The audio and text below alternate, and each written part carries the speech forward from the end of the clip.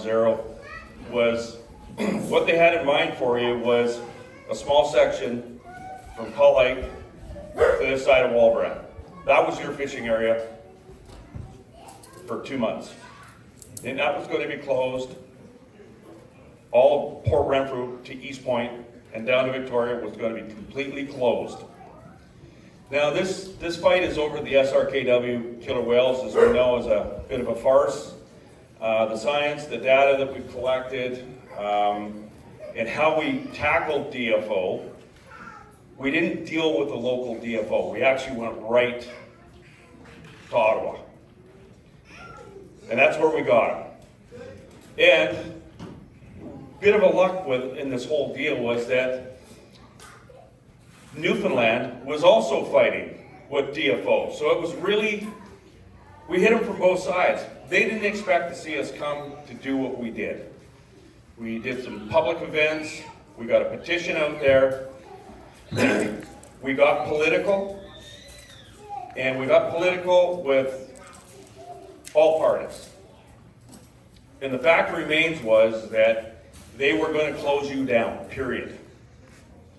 We stuffed them with enough facts and data that they couldn't deny us. And there were a lot of letters that were written. February 27th this year, we were down. PFA had also put on something in Victoria. But here's the big thing now, guys. They now know, we know how to deal with them. This little group here did something that no other group did, including the SFI and all the other organizers out there. We got them stopped. They have to listen. You need to understand one thing. These people work for you. Everybody's afraid of the big bad government and DFO and they're going to do this and that. We didn't do that. We didn't play that game with them. We gave them hardcore facts. We got to the ministry, and we got to the minister herself. And that's where we got her. Because they realized there was so much heat coming. They actually said, why don't we know about this? Well, we have another problem, and they're called environmentalists.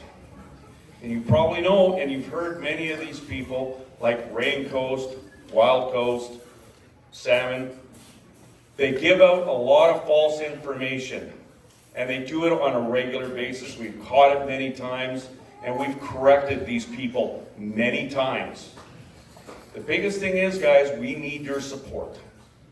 We're not asking, millions of dollars, but in order to keep this fishery open and to get Nitnat open and have this, there's no reason that this fishery shouldn't be open from May right through the whole year.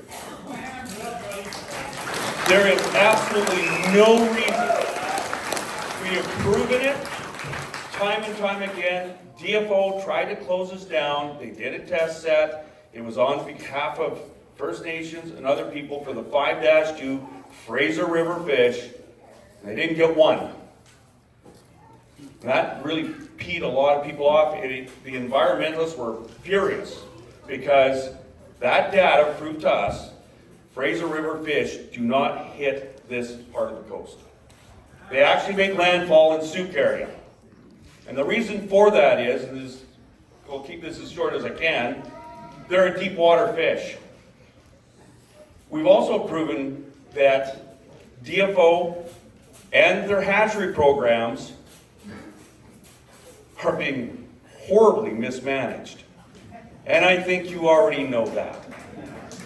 So, here it is in a nutshell. We need to help our hatcheries. We need to participate. And we need to be very careful how we donate money to them. Because what DFO is doing is if Rex gives $1,000, they take that off their budget. So what we need to do is figure out what the hatcheries need. And silently make sure they get it. And participate in the build of that. Because otherwise, we need to do all sorts of things. And we need to get educated. So, guys, we got a heck of a fight against DFO and the environmentalists this fall. It's coming. They're pissed. Oops, sorry children. But that's the bottom line, they're mad. And they made it very, very clear they're mad. They've been on the radios. Gail and I have already been scouting this all out.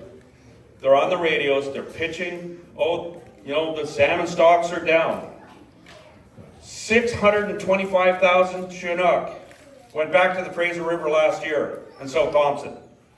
Record, over 5 times what they were expecting. Not only that, our average return last year was 11.7% up and down the whole coast of British Columbia, not including the U.S. The U.S. also saw, southern U.S. saw larger numbers coming back. Part of that reason, and DFO tried to deny that again, is that the Southeast Alaskan fishery was shut down for 3 weeks last year. And it let those fish go through, and we found out by talking to the people up in the Haida Gwaii. So we were talking to the guys up there, we were actually finding out information. Again, it happened again this year. They shut it down for 3 weeks, those fish came right through. That's why we're seeing the numbers of fish that we're seeing out here now. And we're also seeing larger fish come back.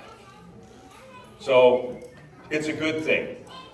So these are the things that we have to deal with, and we're going to be dealing with this winter, and there's going to be a lot of support needed. We are working with a lady by the name of Dr. Anna Hall. She is going to be conducting and giving us all the data, the last 6 to 8 years that have happened on the coast in her research. That is what this money is going towards. And we desperately need this data because she is in full agreement of lack of salmon is not the problem with the killer whales. They have lots of food.